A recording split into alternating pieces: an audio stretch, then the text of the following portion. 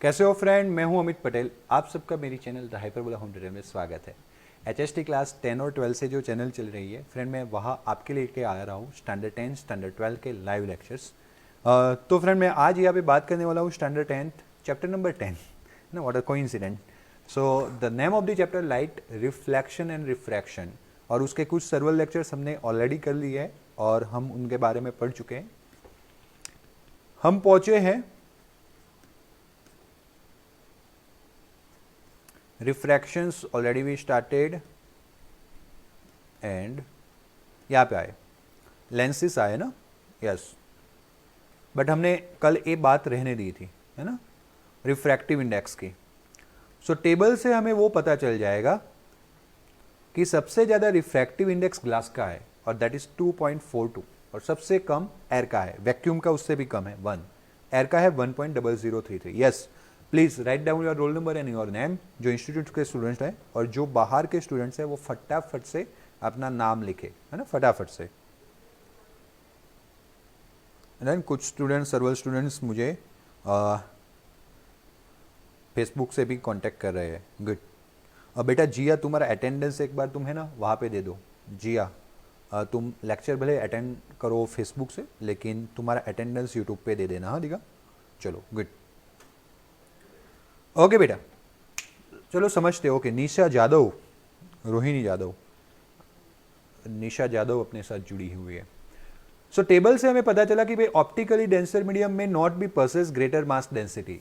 यहाँ से यहाँ पे एक डेंसर वर्ड लिया है, बट ये डेंसर वर्ड कैसे लिया है? ऑप्टिकली। ऑप्टिकली डेंसर का मतलब ऐसा नहीं है कि मास डेंसिटी ज़्यादा हो, ये चीज़ ध्यान देना। ऑप्टिकली डेंसर का मतलब ऐसा नहीं है कि मास डेंसिटी ज़्यादा हो। So for example, kerosene having a higher refractive index. Kerosene का रिफ्रैक्टिव इंडेक्स ज़्यादा है, किससे? वाटर से। देखो, you can see in the table, water का है 1.33 और कैरोसिन का 1.44। तो कैरोसिन का रिफ्रैक्टिव इंडेक्स ज़्यादा है। रिफ्रैक्टिव इंडेक्स ऑफ कैरोसिन के is greater than refractive index of water W। Okay, ए कितना है? 1.44। ए कितना है? 1.33।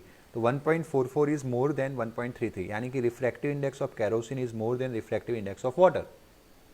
यानी कि kerosene is more optically denser then the water. बात समझते जाना जो मैं बोल रहा हूं। Kerosene is more optically denser then the water, but उसका मास डेंसिटी जो है वो लेस होता है। यानी कि when you mix water and kerosene, kerosene float, kerosene water के ऊपर रहेगा, मतलब कि उसका मास डेंसिटी कम है। भले ना उसका ऑप्टिकल डेंसिटी ज्यादा हो, मास डेंसिटी कम है। Okay, there is no problem of buffering. Please अच्छे से पढ़ लो। ओके, जिन लोगों को फेसबुक पे पढ़ना है वो फेसबुक पे पढ़ लो, जिन लोगों को व्हाट्सएप पे सॉरी यूट्यूब पे पढ़ना है यूट्यूब पे पढ़ लो। चलो फटाफट से। द एबिलिटी, बट इधर उधर मत करना, बाकी कंटेंट छूट जाएगा। The ability of the medium to refract light is also express in terms of optical density, है ना। ऑप्टिकल डेंसिटी क्या होता है? Ability of the medium to refract light. कोई मीडियम लाइट को कितना रिफ्रैक्ट कर सकता है, उस एबिलिटी को हम बोलते हैं ऑप्टिकल डेंसिटी। क्या बोलते हैं? Optical density. Optical density has a definite connotations and it is not same as a mass density. उसका कुछ अलग सा थ्योरी है, वो मास डेंसिटी से सेम नहीं है। We live been using the terms rarer medium and denser medium in the chapter. हम यहाँ पे rarer medium, denser medium word use करने वाले हैं। It is actually means optical rarer medium and optically denser medium. इसका मतलब ऐसा है कि रेरर मीडियम यानी ऑप्टिकली रेरर मीडियम जिसका रिफ्रैक्टिव इंडेक्स कम है, डेंसर मीडियम यानी ऑप्टिकली डेंसर मीडियम जिसका रिफ्रैक्टिव इंडेक्स ज़्यादा है। इससे ऐसा नहीं समझना है माय डियर स्टूडेंट्स कि मास डेंसिटी कम या मास डेंसिटी ज़्यादा है। Then when can we say that medium is optically denser than other in comparing the two media? Then the one with the large refractive index is optically denser medium than the other. तब उसका मतलब ऐसा होता है कि एक medium दूसरे medium से ज़्यादा ऑप्टिकली डेंसर है। The other medium lower refractive index is optically rarer. एक जिसका रिफ्रैक्टिव इंडेक्स ज़्यादा है उसको बोलते हैं हम डेंसर मीडियम, और एक ऐसा मीडियम जिसका रिफ्रैक्टिव इंडेक्स कम होता है उसको हम बोलते हैं optically rarer medium. The speed of the light is higher in a rarer medium. Logical बात है, जिसका ऑप्टिकल डेंसिटी कम है, जो रेरर मीडियम है, उसमें स्पीड ऑफ लाइट ज़्यादा रहेगा। और वैसे भी हमने ऐसे डिफाइन किया है, n/n = c/v। जिसका रिफ्रैक्टिव इंडेक्स कम रहेगा उसका स्पीड ज़्यादा रहेगा। डिनोमिनेटर बढ़ाएंगे तो ये जो पूरा फ्रैक्शन है वो अल्टीमेटली कम हो जाएगा। Now the speed of the light is higher in a rare medium than the denser medium. Denser medium के कंपेयर में रेयर मीडियम में स्पीड ज़्यादा है। Thus the ray of light travelling from rare medium to a denser medium slows down. और इसलिए जब कोई light का रे रेयर मीडियम में से डेंसर मीडियम में जा रहा है तो वो स्लो डाउन, है ना, स्लो डाउन हो जाता है। And bends towards the normal, normal की ओर बैंड होता है। When it travels from a denser medium to rare medium, जब वो डेंसर मीडियम से रेयर मीडियम में ट्रैवल करता है, it speed up and bends away from the normal, है ना, नॉर्मल से कहा उसका स्पीड बढ़ जाता है और अवे फ्रॉम नॉर्मल चला जाता है। तो हमने कल पढ़ा था कि जब वो रेयर मीडियम में से ऑप्टिकली डेंसर मीडियम में जाता है कोई रे, तो टूवर्ड्स नॉर्मल बैंड हो जाता है ना, ऐसे जाने की जगह पे टूवर्ड्स नॉर्मल हो जाता है। अब जब वो डेंसर मीडियम में से रेयर मीडियम में जाता है तो हमने देखा था कि ऐसे जाने की जगह पे ऐसे अवे फ्रॉम नॉर्मल हो जाता है, बिकॉज जब रेयर में से डेंसर में जा रहा है तो उसका स्पीड कम हो रहा है और डेंसर में से रेयर में जा रहा है तो उसका स्पीड बढ़ रहा है। This is the thing. Okay, hope so आपको क्लियर हो गया होगा, हाँ या ना। किसी को कोई डाउट हो तो फटाफट से पूछ सकता है मुझे, ताकि मैं नेक्स्ट टॉपिक को कंटिन्यू कर पाऊँ। And that topic name is refraction by spherical lens. Spherical lens के थ्रू क्या रिफ्रैक्शन होगा वो समझने वाले हैं। हर्षिल का क्या प्रश्न है? स्नेल्स लॉ बिल्कुल इजी है, मैं बता देता हूं एक ही सेंटेंस में। स्नेल्स लॉ और कुछ नहीं है भाई। स्नेल्स लॉ यानी रिफ्रैक्शन का सेकंड लॉ।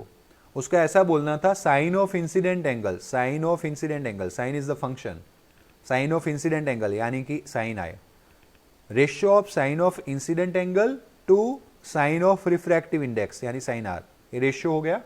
हर्षिल समझ रहे हो ना, पकड़ रहे हो ना, पर सब हर्षिल के साथ सब बच्चे पकड़ रहे हो ना पॉइंट्स को, कि ratio of incident angle, sine of incident angle and to sine of refractive angle, that mean sine I upon sine R equals to constant, वो कांस्टेंट है। और that constant is nothing but refractive index of medium two with respect to 1। This is the Snell's law. Yes और no? अब समझ में आया हर्षिल? हाँ या ना? सिंपल सेंटेंस में है, ratio of sine of incident angle to sine of refracted angle, that is constant, यानी sin I upon sin R equals to constant, and that constant is nothing but refractive index of medium 2 with respect to refractive index of medium 1। Facebook पे clear है ना सबको? Good, okay, good. Archi Facebook पे देख रही है, जिया Facebook पे देख रही है। आर्ची तुम्हारा अटेंडेंस वहाँ पे देना। एंड अनिकेत देख रहा है। आप चाहे फेसबुक से देखो, कोई टेंशन नहीं है, लेकिन अटेंडेंस प्लीज़ आपको वहाँ पे देना है यूट्यूब पे। ओके चलो बेटा, नेक्स्ट टॉपिक की बात करते हैं। टॉपिक का नाम है refraction by spherical lens. Spherical lens से रिफ्रैक्शन कैसे होता है, थोड़ा इंपॉर्टेंट टॉपिक है, अच्छे से समझना। Just like mirror, you might have seen that watch makers using a small magnifying glass to see tiny particles. अगर आप वॉच मेकर्स के पास गए हो, आपका वॉच, रिस्ट वॉच अगर कम हो गया है, मतलब खराब हो गया है, कम तो नहीं सॉरी, खराब हो गया है, बिगड़ गया है, और आप उसको रिपेयर करवाने के लिए किसी शॉप में गए हो, तो उसने, आपने देखा होगा एक सिलेंड्रिकल ऐसा लेता है और यहाँ पे फंसा देता है ना, आइस में फंसा देता है वो वॉच मेकर्स, और फिर देखने का ट्राई करता है, ऐसे एक आँख को बंद करके एक आँख से देखने का ट्राई करता है। यस और no? How many of you see? Okay, कितने लोगों ने देखा है? फटाफट से कमेंट करो जल्दी से। So have you ever touched the surface of magnifying glass at the edges? या तो चलो वो तो ठीक है, वो एक्चुअली में मैग्नीफाइंग ग्लास है। वैसे आपने अपने स्केल में शायद मैग्नीफाइंग ग्लास देखा हो, या तो फिर आपके पास आपके कंपास बॉक्स में अलग से आया हो, तो अगर उसको आपने टच किया होगा तो उसके दो सरफेस ऐसे बाहर से कर्व होगी। So the glass used spectacles and that by watch maker are examples of the lenses. Okay, जो ग्लासेस होते हैं इन द आवर स्पेक्टल्स, मतलब कि चश्मे, है ना। सो हमारे जो स्पेक्स होते हैं उसके अंदर जो ग्लासेस यूज होते हैं, या तो फिर वॉच मेकर जो ग्लास यूज करता है वो किसके एग्जाम्पल है? लेंसेज के एग्जाम्पल है। And what is the lens? तो आप पूछोगे sir what is the lens? Okay, so how does it bend light rays, और कैसे वो लाइट रे को बेंड करता है? So we discuss in this section, वही बात हम यहाँ पे इस सेक्शन में करने वाले हैं। गुड, एक क्लियर नोटिफिकेशन मैं दे देता हूँ बच्चों कि अच्छे से समझना, आपका ये चैप्टर आने वाला है आपके यूनिट टेस्ट में। इसके बाद आपका चैप्टर नंबर 15 भी आने वाला है। ये चैप्टर थोड़ा लंबा है, 24 पेजेस का है, इसको ख़त्म किए बिना हम 15 पे नहीं जाने वाले हैं। 15 2 लेक्चर में ख़त्म हो जाएगा, कुछ भी नहीं है और एनवायरनमेंट में ईजिली आप याद कर पाओगे। सबसे ज़्यादा मेहनत आपको इसके अंदर करना है ना, ध्यान देना, है ना, ये चीज़ अच्छे से ध्यान देना आप लोग। डन। आपके नेक्स्ट सैटरडे भी 50 मार्क्स का टेस्ट रहेगा। वो 50 मार्क्स का टेस्ट आपके यूनिट टेस्ट के ओरिएंटेड ही रहने वाला है ना, यूनिट टेस्ट के ओरिएंटेड ही रहने वाला है, तो थोड़ा ध्यान देना आप लोग, है ना। चलो गुड। दूसरी बात, हाँ हाँ है और होगा ही होगा। 27 को सैटरडे है ना, 27 को कौन सा डे है आप देख लो, इस सैटरडे के बाद नेक्स्ट सैटरडे 29 है। 27 को यूनिट टेस्ट नहीं है, 22 को है एक यूनिट टेस्ट और उसके बाद 29 को है। अब ये 22 को जो डिज़ाइन कर रहे हैं ना, ये 22 को जो यूनिट टेस्ट है वो आपके यूनिट टेस्ट ओरिएंटेड है। 29 ओके, सो 29 का जो यूनिट टेस्ट है वो आपके जो यूनिट टेस्ट में आपने प्रिपरेशन की होगी 28 79 का, वही रहेगा। देन तो अच्छे से समझ लेना आप लोग। गुड। अब देखो, लेट अटेंडेंस कंसाइडर नहीं किया जाए। मैं रुका था एक दो बातें आपको जनरली बताने के लिए। सबसे पहले तो आपकी पहली 5 मिनट की अटेंडेंस काउंट की जाती है, वो अच्छे से ध्यान रखना। देन फिर हम देखते हैं कि उसने थ्रू आउट कॉमेंट किया है कि नहीं, तभी अटेंडेंस लेते हैं। दूसरी बात, अटेंडेंस आपकी यूट्यूब पे ही कंसाइडर की जाएगी, इसलिए अगर आपको फेसबुक पे जाना है तो एक बार यहाँ पे कमेंट करके जाइए, है ना, फिर देखा जाएगा दोनों तरह से। हाँ, स्कूल में रहेगा 27 या 28 को, 28 या 29 एक्जैक्टली डेट मैं बता दूंगा। आपकी बुक में सॉरी आपके स्कूल से इन्फॉर्मेशन मिल ही गया होगा आपको। चलो कोई बात नहीं, आपको मैक्सिमम हेल्प करूंगा, जैसे लास्ट टाइम भी आपको हेल्प किया गया था, है ना। हंस रहे हैं, हाँ सर है तो टेंशन नहीं है, कोई बात नहीं, बट पहले प्रिपरेशन पूरा। ओके चलो। So a transparent material bound by a true surface. Lens क्या होता है, तो एक ऐसा transparent material which is bound by two surface, दो सरफेस से जिसको बाउंड किया गया है, of which one or a both surface are spherical, है ना, जिसका बोथ सरफेस जो स्फीयरिकल हो, फॉर्म अ लेंस, और वो लेंस फॉर्म करता है। This means that lens is a bound by at least one spherical surface, है ना, दो सरफेस से बाउंड होना चाहिए, बट उसमें एटलीस्ट एक सरफेस स्फीयरिकल होना चाहिए। क्यों, मैं बताता हूं। जैसे कि आपका एक मटेरियल है, ऐसा ग्लास मटेरियल, वो दोनों साइड ऐसे प्लेन सरफेस से बाउंड है, तो वो लेंस नहीं स्लैब बन जाएगा। क्या बन जाएगा, स्लैब, जो हमने पढ़ लिया। बट लेंस के लिए ऐसा भी हो सकता है भाई, ऐसा भी लेंस हो सकता है, एक सरफेस प्लेन और दूसरा सरफेस ऐसा स्फीयरिकल, ये भी लेंस होता है ना। इसको बोलते हैं प्लेनो कॉन्वेक्स लेंस, है ना। एक कॉन्वेक्स सरफेस है और एक प्लेन, ऐसा भी लेंस होता है ना। इसको बोलते हैं प्लेनो कॉन्केव लेंस। एक कॉन्केव सरफेस है, इनसाइड कर्वेचर, ये आउटसाइड कर्वेचर, और ये प्लेन है। बट हम इसकी बात यहाँ पे नहीं करने वाले। आप हायर स्टडी में जाओगे तो ऐसे लेंस के बारे में भी देखोगे। हम यहाँ पे बात करने वाले दोनों स्फीयरिकल सरफेस की, दोनों आउटसाइड अगर कर्वेचर है तो कॉन्वेक्स लेंस, और दोनों ऐसे इनसाइड है तो कॉन्केव लेंस। तो इसका नाम है कॉन्वेक्स लेंस और इसका नाम है concave lens. Okay. In such a lens other surface would be a plane. ऐसे भी लेंस होते हैं जिसमें एक ही सरफेस स्फीयरिकल होती है, एटलीस्ट एक सरफेस तो स्फीयरिकल होनी ही चाहिए, दूसरा सरफेस प्लेन होता है। अगर दोनों सरफेस प्लेन होते तो मैंने बताया वैसे वो स्लैब बन जाता है, नहीं कि लेंस। अ लेंस में have a two spherical surface. Lens के पास दो स्फीयरिकल सरफेस हो सकते हैं, ब्लगिंग आउटवर्ड्स, जो आउटवर्ड डायरेक्शन में ऐसे ब्लग कर रहे हैं। Such a lens is called double convex lens, जिसको हम डबल कॉन्वेक्स लेंस बोलते हैं। In a simply called convex lens, अगर डबल ना बोलना हो तो सिंपली कॉन्वेक्स लेंस बोलते हैं। A thicker middle edge compare to the edge, sorry it is thicker in a middle edge compare to edge. ये एजिस पे आप देखो, वहां पे थिक है, पतला है, और बीच में से क्या है, थीन है। माय मिस्टेक, एजिस पे थीन है, पतला है, और बीच में से थिक है, यानी कि जोड़ा उसका जो चौड़ाई है जो बड़ा है मिडल में। Convex lens converge, convex lens का जो प्रॉपर्टी है that is converging of lights, just like mirror. Mirror में भी हमने वही देखा था ना कॉन्वेक्स के लिए, है या ना, गलत, opposite to the mirror. Mirror में ध्यान देना, मिरर के साथ थोड़ा कंपेयर करके बातें चलता हूं। मिरर में ऐसा कॉन्वेक्स मिरर था, कॉन्वेक्स मिरर था तो आउट सरफेस को हमने क्या बनाया था, रिफ्रैक्टिंग। तो जब मैं यहां पे लाइट इंसिडेंट करता था तो ऐसे डाइवर्ज होता था, तो कॉन्वेक्स मिरर लाइट को डाइवर्ज करता है, उससे उल्टा कॉन्वेक्स लेंस लाइट को कन्वर्ज करता है। कितने लोगों को कंक्लूजन याद रहा, चाहे वो कहीं भी किसी भी प्लेटफॉर्म पे हो? प्लीज रेज योर फिंगर, जल्दी से बताओ कितने लोगों को याद रहा, कितने लोगों को याद रहा, हाँ या ना? गुड। खुशी भी आई है यहाँ पे फेसबुक पे, गुड, सो वेरी गुड। और यूट्यूब पे भी काफ़ी सारे लोगों को याद रह गया, good. Now hence convex lens are also called converging lens, इसीलिए कॉन्वेक्स लेंस को हम कन्वर्जिंग लेंस बोलते हैं।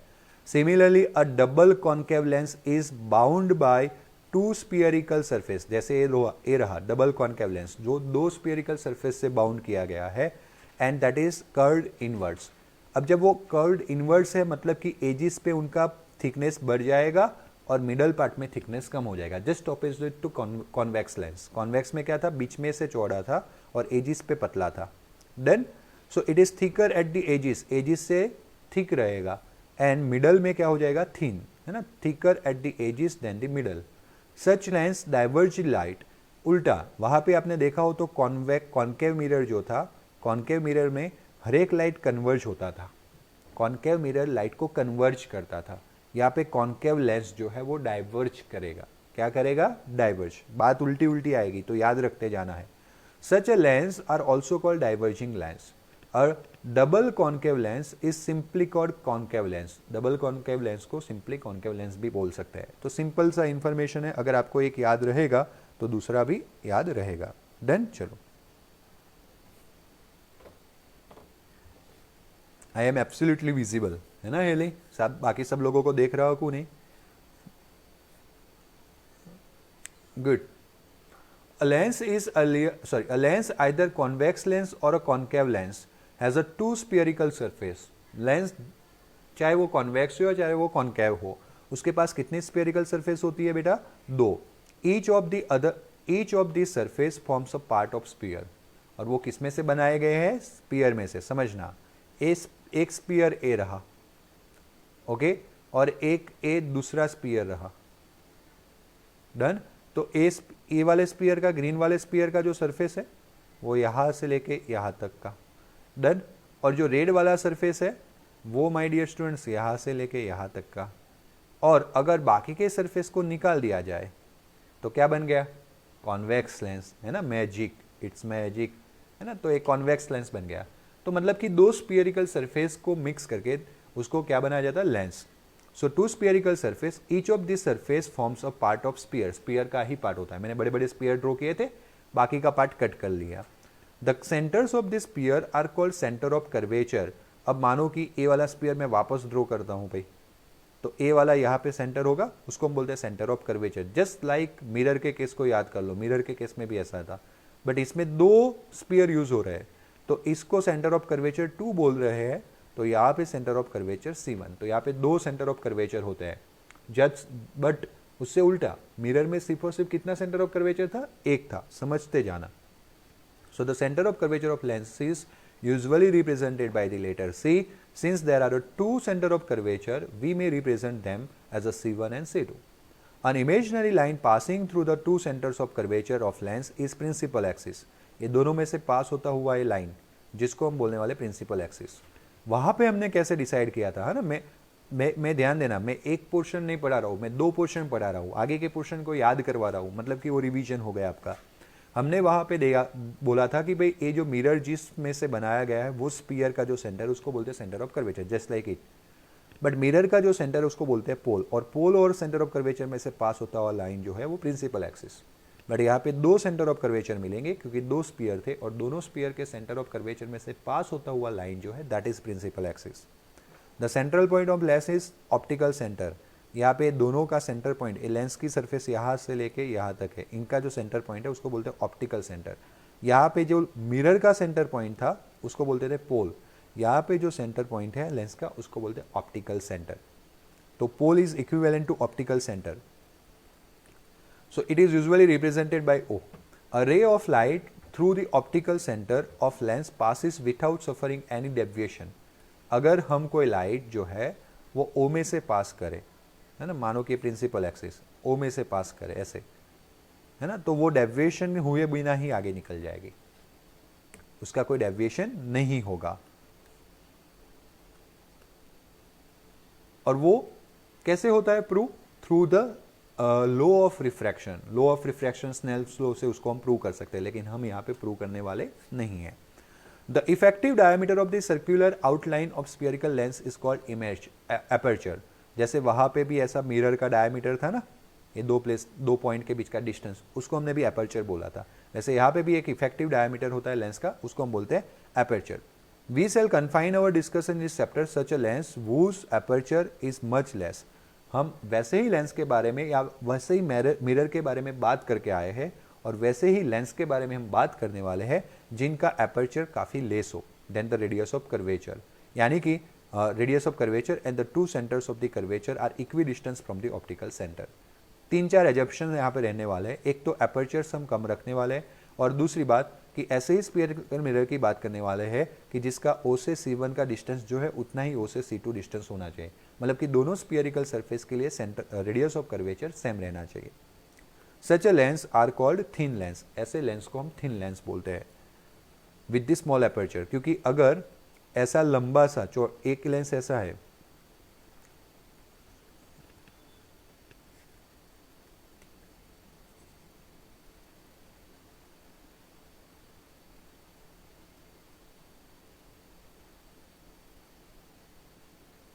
और एक लेंस ऐसा है, इसका एपर्चर जो है वो बड़ा माना जाएगा इफेक्टिव डायमीटर, और इसका जो है वो कम माना जाएगा। तो जिसका एपर्चर कम होता है उसको हम बोलते हैं थिन लेंस, पतला lens. Okay, what happens when the parallel ray of light incident on lens. अब हमने लेंस के बारे में इंफॉर्मेशन तो ले ली, अब समझते हैं कि ऐसा क्या होगा जब लेंस को हम parallel beam of light incident करेंगे। ओके, सो सबसे पहले वो जो लेंस वाला है ना, वो मैग्नीफाइंग ग्लास से ही समझा है। मैग्नीफाइंग ग्लास जो होता है, अगर उसके सरफेस को आपने टच किया है तो उसके दोनों सरफेस आउटर और कर्वेचर होते हैं। यानी मैग्नीफाइंग ग्लास जो है और कुछ नहीं, कॉन्वेक्स लेंस है। कौन सा लेंस है? कॉन्वेक्स लेंस, है ना। हर्षिल का डाउट है, नहीं नहीं, है ना। हम ऑप्टिकल सेंटर को कभी पोल नहीं लिख सकते, क्योंकि इट इज डिफाइंडेड दैट कि मिरर के लिए पोल यूज करना है और ऑप्टिकल सेंटर के लिए ओ यूज करना है, तो कभी भी हम इंटरचेंज नहीं करेंगे, है ना। वो चीज आप अच्छे से याद रखना। बात समझ में आई? चलो ओके, यहाँ पे एक्टिविटी में आपको क्या करना है कि एक्टिविटी में आपको एक लेंस लेना है और उस कॉन्वेक्स लेंस को आपके हाथ में पकड़ के रखना है और अगेंस्ट सन की ओर डायरेक्ट करना है, जो हमने पहले भी किया था। कॉन्केव के केस में किया था हमने, वहां पे कॉन्केव मिरर लिया था। किसी को याद है वो एक्टिविटी? हमने कॉन्केव मिरर लिया था और इस पे जो पैरेलल रे इंसिडेंट हुए थे उसको फिर फोकस करवाया था किसी एक पॉइंट पे, और वहां पे जो पेस ऑफ पेपर रखा था वो बर्न होने लगा था, तो वहां पे कॉन्केव मिरर लिया था। यहाँ पे हम लेने वाले हैं कॉन्वेक्स लेंस। ओके, तो जो लाइट इंसिडेंट हो रहा है कॉन्वेक्स लेंस पे, वो लेंस में से पास होके आगे दूसरे साइड पे एक पॉइंट पे कॉन्सेंट्रेट होगा। यहाँ पे मिरर में से पास नहीं होता है, मिरर में से रिफ्लेक्ट होता है। तो जिस साइड पे ऑब्जेक्ट था वही साइड पे सन होना चाहिए, बट यहाँ पे सन एंड ऑब्जेक्ट लेंस के ऑपोजिट साइड पे होने चाहिए। माइंड में लॉजिक क्लियर करते जाना। चलो, तो ये एक्टिविटी हम कर रहे थे। तो the paper begins to burn producing smoke initially, just like आगे की एक्टिविटी देखा था वैसे ही। It may even catch fire after while, जिसको हमने इग्निशन पॉइंट किया था, इग्निशन पॉइंट बोला था। मैंने बोला था किसी भी सब्सटेंस का टेम्परेचर एक मिनिमम टेम्परेचर पे जाता है, फिर सब्सटेंस जो होता है वो बर्न करना स्टार्ट करता है, फायर को कैच करता है। उस पॉइंट को, उस टेम्परेचर को बोलते हैं इग्निशन टेम्परेचर। तो अब वो जो है वो ज़्यादा होना चाहिए, है ना। मतलब कि इग्निशन टेम्परेचर से टेम्परेचर ज़्यादा होना चाहिए। तो इनिशियली वो हीट गेन करेगा पीस ऑफ पेपर और फिर उसका टेम्परेचर बढ़ता जाएगा। वंस उसका टेम्परेचर इग्निशन टेम्परेचर से बढ़ जाएगा, पेपर जो है वो बर्न करना स्टार्ट कर देगा। सो ऐसा क्यों हुआ? So the light from the sun constitutes the parallel ray of light ना। लाइट्स ऑफ द सन जो है वो पैरेलल रे बनाता है या पैरेलल रे ऑफ लाइट को कंस्टिट्यूट्स करता है। सो द रे में कन्वर्ज्ड बाय द लेंस, रे जो है वो कन्वर्ज हो जाएंगे लेंस से at the sharp bright spot formed on the paper, और पेपर पे एक स्पॉट बनाएंगे। पेपर पे क्या बनाएंगे? एक spot. In fact the bright spot you got on the paper is a real image of sun, है ना। तो जब आप देखते हो कि ए मेरा लेंस है, ए मेरा लेंस है देन, और लेंस से ए जो सन में से जो रे आ रहे हैं वो डायरेक्ट होके किसी पॉइंट पे कॉन्सेंट्रेट कर रहे हैं, तो वो और कुछ नहीं, इस सन का इमेज ही वहाँ पे प्रोड्यूस हो रहा है, एक जो स्पॉट दिखने लगेगा, just like concave mirror. Concave mirror में भी हमने यही कंक्लूजन किया था, वही कंक्लूजन हम कॉन्वेक्स लेंस की ओर ले जा रहे हैं। The concentration of sunlight at a point generated heat and that cause paper two burn. और वो जो सनलाइट वहाँ पे कॉन्सेंट्रेट हुआ पूरा, उसकी वजह से हीट बढ़ने लगेगा, temperature of the paper piece बढ़ने लगेगा, और उसकी वजह से जो पेपर पीस है वो बर्न होना स्टार्ट हो जाएगा। Now we shall consider the ray of light parallel to the principal axis.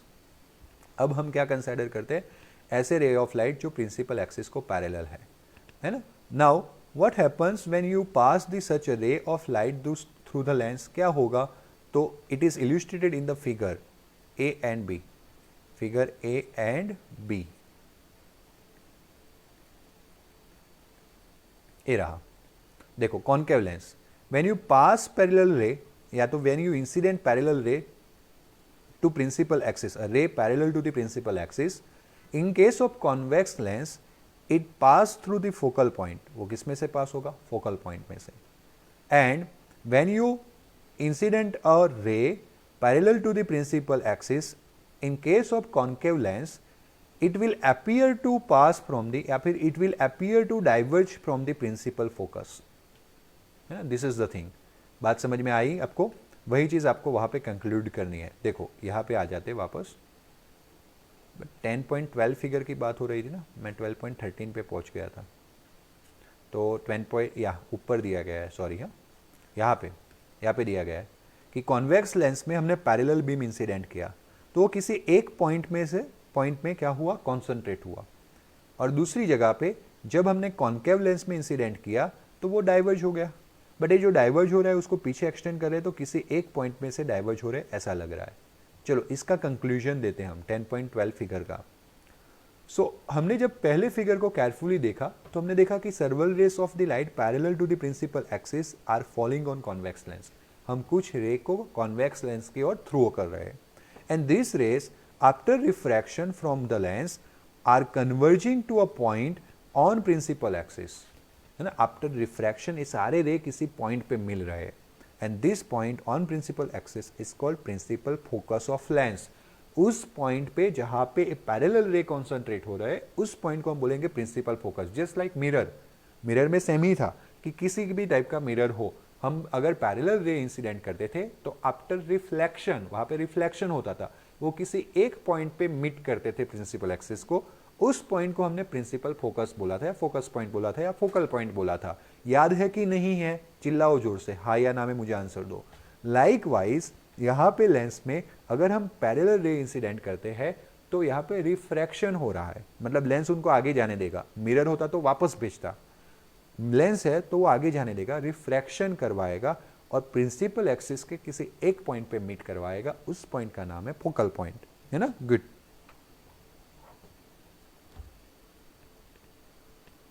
या you can do it Harshil, है ना। आप किसी एक साइड को वो करवा सकते हो, पॉलिशिंग करवा के रिफ्लेक्शन करवा सकते हो दूसरे सरफेस से। अब देखो हर्षिल का ऐसा क्वेश्चन है ना, पता नहीं आदमी हर्षिल ने कुछ ज़्यादा ही खा लिया है मजाक कर रहा हूँ, हर्षिल ज़्यादा डाउट्स लेके आ रहा है, बट सही है, चलो कुछ नया सीखने मिलेगा, थोड़ा हायर कॉन्सेप्ट है बट सीखने मिलेगा। हर्षिल का ऐसा बोलना है कि भाई लेंस को क्या मिरर में कन्वर्ट कर सकता हूँ bye polishing.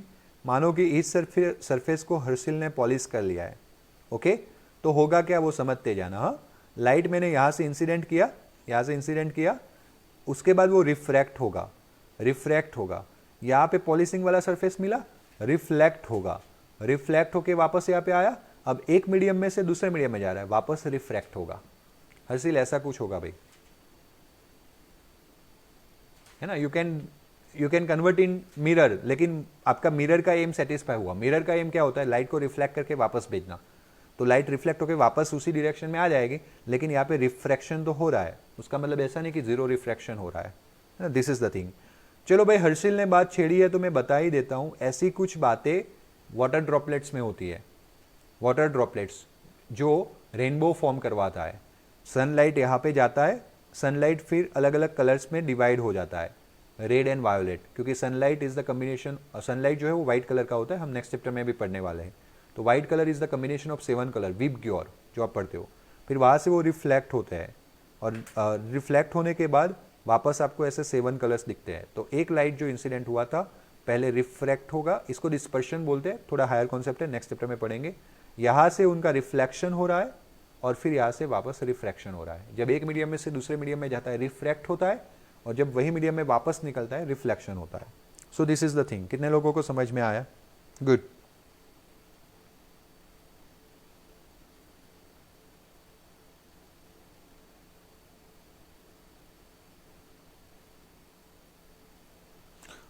why will diverge, why it will diverge in concave lens? बेटा that is the property, जिया, है ना, that is the property। जैसे कि हम ऐसा नहीं, वो उसका प्रॉपर्टी है, उसका प्रॉपर्टी उसके कर्व सरफेस की वजह से है ना। एक कर्व सरफेस जो इनसाइड है उसकी वजह से उसका ऐसा प्रॉपर्टी है कि वो क्या करेगा, यहाँ पे है ना लॉ ऑफ रिफ्रैक्शन यूज हो रहा है ना।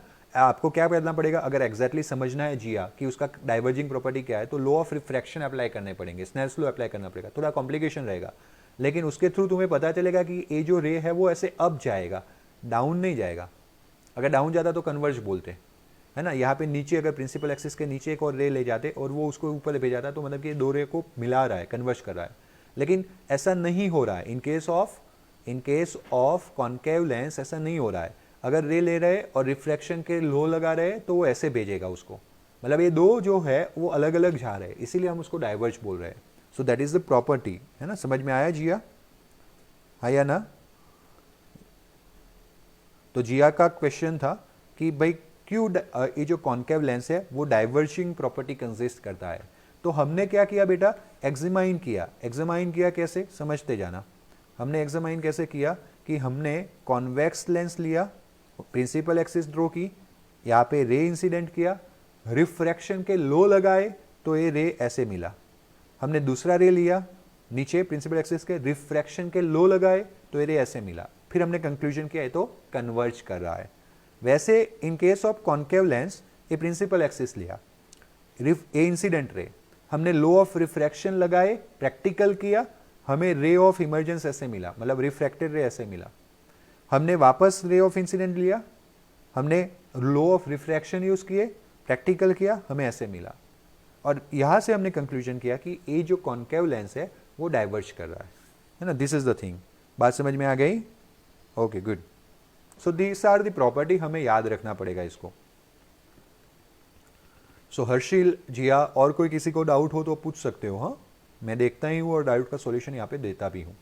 सो सर्वल रेस जो हमने यहाँ पे देखे, जो हमने प्रिंसिपल एक्सिस पे फॉल करवाए on concave lens parallelly principal axis. So this ray are after refraction from a lens appearing to diverge from point on the principal axis. Second figure में अगर हम देखते हैं तो ऐसा लगता है कि वो किसी एक पॉइंट से डाइवर्ज हो रहे हैं, क्योंकि रियलिटी में तो मिल नहीं रहे थे।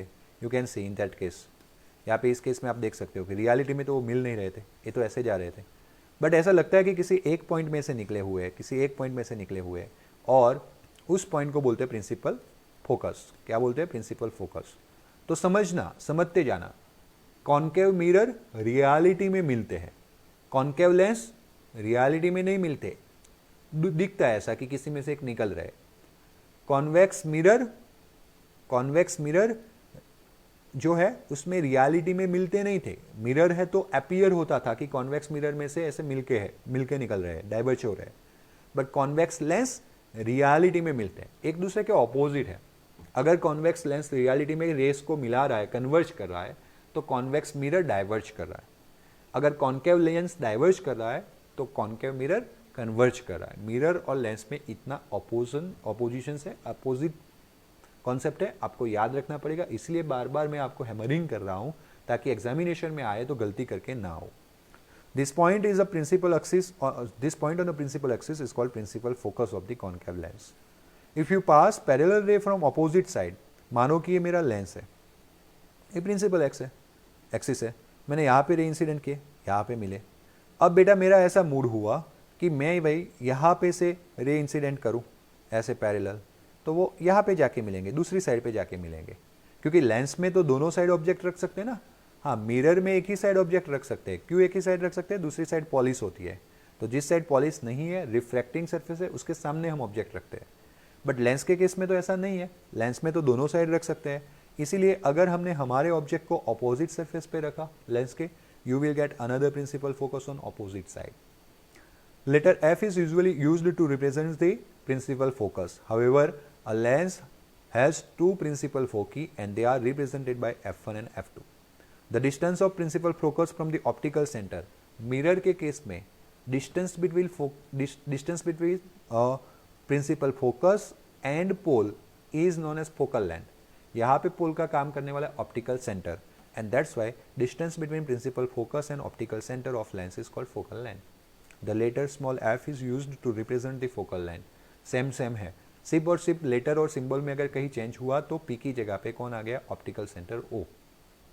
How can you find out focal length of convex lens? Recall the activity and the distance between the position of the lens and position of image of the sun gives the approximate length of the focal lens. हमने वहाँ पे भी ऐसा किया था कि भाई concave lens का फोकल लेंथ अगर मेजर करना हो तो आप क्या करोगे, तो आप कॉन्केव लेंस को सन के सामने रखोगे, उससे यहाँ पे फोकस उसका इमेज फॉर्म करवाओगे, तो ये इमेज और ये पॉइंट का माय मिस्टेक है, कॉन्केव मिरर लेंस नहीं, कॉन्केव मिरर का ये जो पोल है उसके बीच का डिस्टेंस फोकल लेंथ हो जाएगा. वैसे हम वापस क्या करेंगे, कॉन्वेक्स लेंस के केस में सन यहाँ पे होगा, उसमें से रे आएंगे और वो कॉन्सेंट्रेट हो गए, है ना, कॉन्सेंट्रेट हो गए कहाँ पे, किसी एक पॉइंट पे, उस पॉइंट का और लेंस के बीच का डिस्टेंस मेजर कर लेंगे, that is approximately focal length. तो बाय प्रैक्टिकल परफॉर्मेंस हम इसको फोकल लेंथ को मेजर कर सकते हैं. So this is the thing. कितने लोगों को क्लियर हुआ? एनी कोई doubt?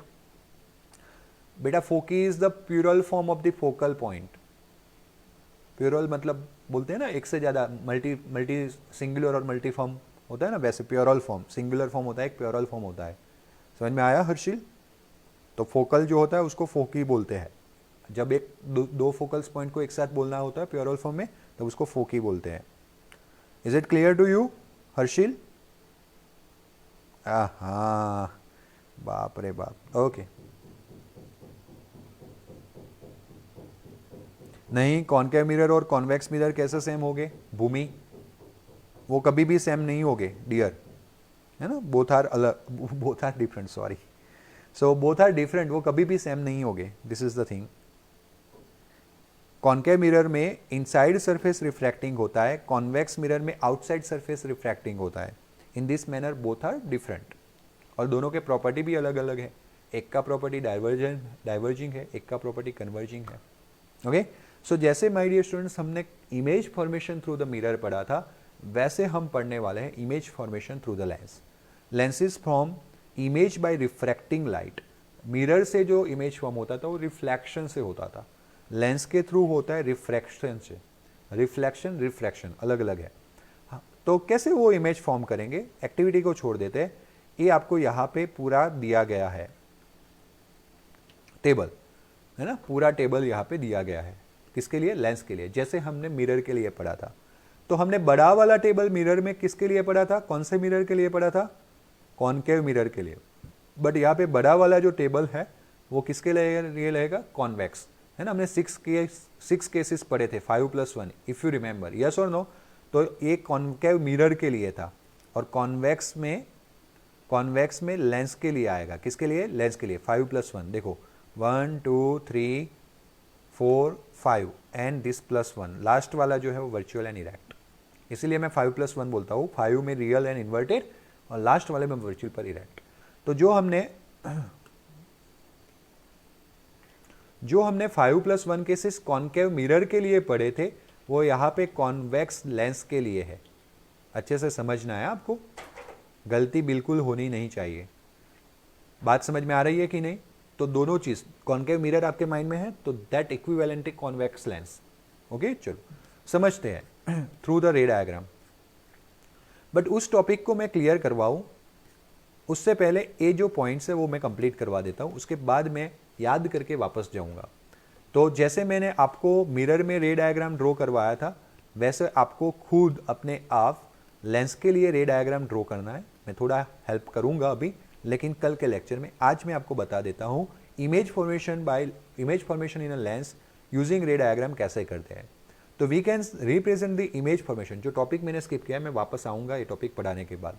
Formation of lens using ray diagram ray diagram will also help us study the nature, position and relative size of the image from by the lenses, जैसे हमने mirror के case में किया था. For drawing ray diagram in a lens alike of spherical mirror we consider any two of the following rays. पहला है a ray of light objects parallel to the principal axis after refraction in case of convex lens passes through the principal focus. हमें कुछ अलग अलग race ध्यान में लेने पड़ते हैं इंसिडेंट रे. उसमें से पहला रे हम एक कंसिडर कर सकते हैं जो पैरेलल है और कहाँ से पास होगा, प्रिंसिपल फोकस में से, जैसा मिरर में था. On the other hand, other side of the lens as shown in the figure, but in case of concave lens its ray appear to diverge from the principal focus located on the same side of the lens. अच्छे से समझना, convex lens के case में principal focus जो object के दूसरे side वाले principal focus में से पास होगा, लेकिन इन केस ऑफ कॉन्केव लेंस वो डाइवर्ज होता हुआ दिखेगा, डाइवर्ज यानी प्रिंसिपल फोकस से दूर जाना, और वो भी कौन से फोकल पॉइंट में से, सेम फोकल पॉइंट जहां पे ऑब्जेक्ट है. This is the thing. दूसरी बात, a ray light passing through the principal focus after refraction of convex lens will emerge parallel to the principal axis. This is shown in the figure, just opposite. मानो कि हमने क्या किया, principal focus में से light incident किया. हम always left hand side से लाइट इंसिडेंट कर दें. आफ्टर रिफ्रैक्शन वो प्रिंसिपल फोकस को प्रिंसिपल एक्सिस को पैरेलल बन गया. आगे वाले केस का ऑपोजिट. अगर मान लो कि यहाँ पे हम एक रे इंसिडेंट कर रहे हैं, वो लग रहा है कि प्रिंसिपल फोकस में से पास होगा इन केस ऑफ कॉन्केव लेंस, तब वो आफ्टर रिफ्रैक्शन प्रिंसिपल एक्सिस को क्या बन जाएगा, पैरेलल. तो इसको वर्ड में ऐसे लिखेंगे, a ray light appearing to meet principal focus of convex lens. हमने रे ऑफ लाइट तो ऐसे ही छोड़ा था कि वो आगे जाके अगर लेंस नहीं होता तो एफ में ही मिलने वाला था, लेकिन ड्यू टू द लेंस वो ऐसे जा रहा है ना, बात ये है. सो वो प्रिंसिपल एक्सिस को क्या बन जाएगा, parallel. So will emerge parallel to the principal axis. बात समझ में आ गई. चलो, एंड थर्ड वाला ऑप्टिकल सेंटर वाला बताया था मैंने. Then a ray light passing through the optical centre lens emerge without any deviation and that is illustrated in the both the figure. Okay, अब ये जो 3 रूल्स है उसके थ्रू हम रे डायग्राम पढ़ने वाले हैं कल के लेक्चर में, आज नहीं. कल मैं आपको रे diagram concave and convex lens के लिए सिखा दूंगा. देन फिर साइन कन्वेंशन सीखेंगे, उसके लेंस फॉर्मूला एंड मैग्निफिकेशन के बारे में सीखेंगे, और वो सीखने के बाद हम पावर ऑफ लेंस के बारे में सीखेंगे और चैप्टर खत्म, है ना. मतलब कि कल चैप्टर खत्म कर लेंगे, परसों मिरर फॉर्मूला, लेंस फॉर्मूला का डेरिवेशन पढ़ेंगे एंड न्यूमेरिकल स्टार्ट करेंगे. तो इस तरह से आगे बढ़ने वाले हैं हम. डन. तो चलो मिलते हैं कल के लेक्चर में. अगर कोई डाउट हो तो बता दीजिए, दोनों मीडियम में, दोनों मतलब प्लेटफॉर्म पे, कोई भी जगह पे अगर आपको कोई भी डाउट हो आप मुझे पूछ सकते हो फटाफट से.